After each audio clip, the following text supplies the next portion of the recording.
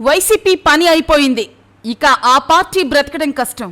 ఆ పార్టీలో జగన్మోహన్ రెడ్డి తప్ప ఎవరూ ఉండరు.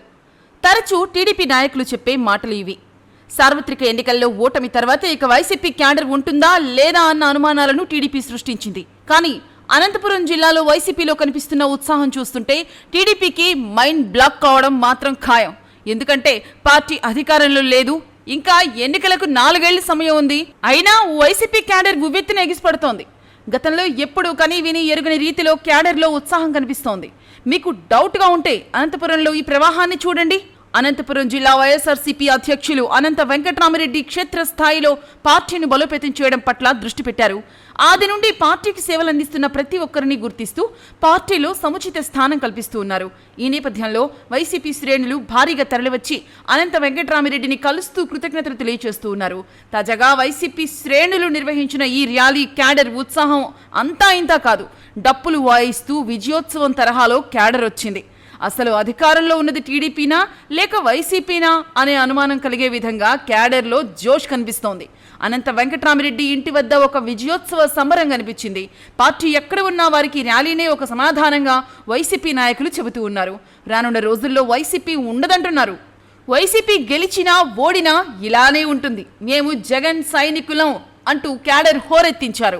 ఈ సందర్భంగా అనంత వెంకటరామిరెడ్డి మాట్లాడుతూ పార్టీలో కష్టపడుతున్నటువంటి ప్రతి ఒక్కరికి సముచిత స్థానం కల్పిస్తూ అండగా ఉంటామన్నారు.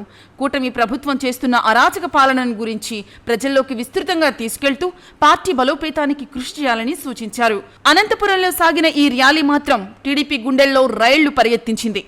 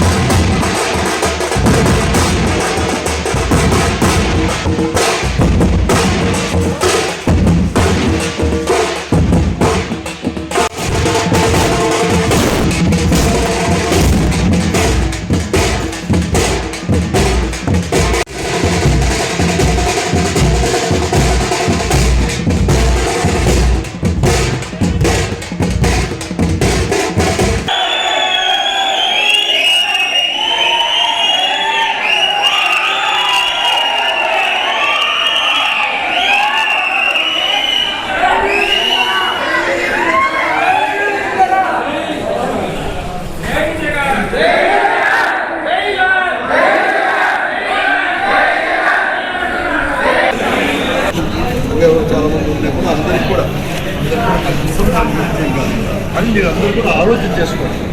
అంతా కూడా మన ఎన్నికలు జరిగింటే జగన్మోహన్ రెడ్డి గారు వైఎస్ఆర్ కాంగ్రెస్ పార్టీ అధికారులు ఈ రాష్ట్రంలో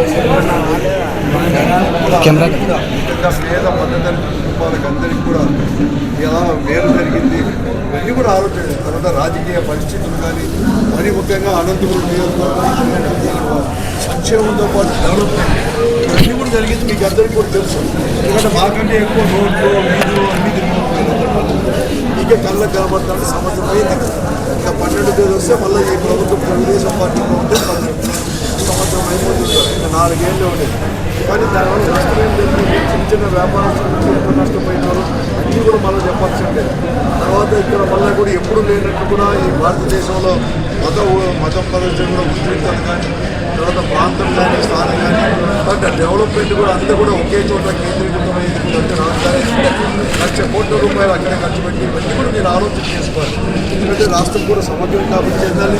మీరు కూడా ముఖ్యంగా యువకులు చిన్నది కూడా ఉపాధి అనేది కూడా మీకు కూడా మళ్ళీ దొరకాలి. భవిష్యత్తులో చదువుకునే వాళ్ళకి ఉద్యోగాలు మిగతా వాళ్ళు కూడా ఏదో రకంగా ఉపాధి అనేది కూడా ఇవన్నీ కూడా కావాలి. అదే జగన్మోహన్ ఉన్నప్పుడు ఆటో డ్రైవర్ దగ్గర నుంచి ప్రతి ఒక్కటి కూడా ఆలోచించింది. యోబీ క్యాస్ట్ కావచ్చు, మార్పర్ క్యాస్ట్ కావచ్చు, ఏదైనా కానీ అంటే వృత్తి చేతి వృత్తి కొనుగోలు కూడా చేసి ఆలోచన చేసి కొద్దిగా గొప్ప చేసి ఇవన్నీ కూడా చేసేవాళ్ళు. అవన్నీ కూడా నిలిచిపోయిన విషయాలు కూడా మీకు అందరికీ కూడా తెలుసు. అది కూడా చదువు మళ్ళీ చదువుకున్న పిల్లలు మన పిల్లలు ఎలా కూడా సహాయం చేస్తారంటే వాళ్ళు చదువుకి ఎంకరేజ్మెంట్ అన్నీ కూడా ఆలోచన చేసుకొని ఈ రాష్ట్రంలో వైఎస్ఆర్ కాంగ్రెస్ పార్టీ అధికారం ఉన్నప్పుడు ముఖ్యంగా పేదలు మధ్యతరగతి కుటుంబాలకు అందరూ కూడా ఉండేది కూడా. కాబట్టి అందరూ కూడా బాగా కూడా ఆలోచన చేసుకొని, ఎందుకంటే మనం ప్రతిపక్షంలో ఉన్నాం. నేనేదో మనమంతా కూడా రేపే ఎన్నికలు ఉన్నాయని ఇలాంటి ఎన్నికలు అయిపోతే వెంటనే వస్తున్నాయని చెప్పలేదు. కానీ ఈరోజు మనం కూడా కాపాడుకోవాల్సిన అవసరం ఉంది. ఈ దుర్మార్గమైన ప్రభుత్వం నుంచి మనమే కాపాడుకోవాలి. అంటే మనము అవసరం వస్తే కూడా మన పార్టీ ఆధ్వర్యంలో పోరాటాలు కూడా ముఖ్యంగా యువత అంత పోరాటాలు కూడా అందరూ కూడా ఐకమత్యమంది కూడా ప్రదర్శించండి. చిన్న చిన్న దానికి భేదాభిప్రాయాలు లేకుండా అందరూ ఐకమత్యంలో దాటి మీద మన పార్టీని బలోపేతం చేస్తూనే ప్రజాక్షేమం కోసం కూడా పోరాటం చేసే కూడా సిద్ధం తప్పకుండా కూడా మళ్ళీ మనం మరొక మార్గం ఈ రాష్ట్రంలో జగన్మోహన్ గారి నేతృత్వంలో వైఎస్ఆర్ కాంగ్రెస్ పార్టీని మళ్ళీ అధికారంలో తీసుకొచ్చి ముందుకు కూడా పూర్తి చేయాలని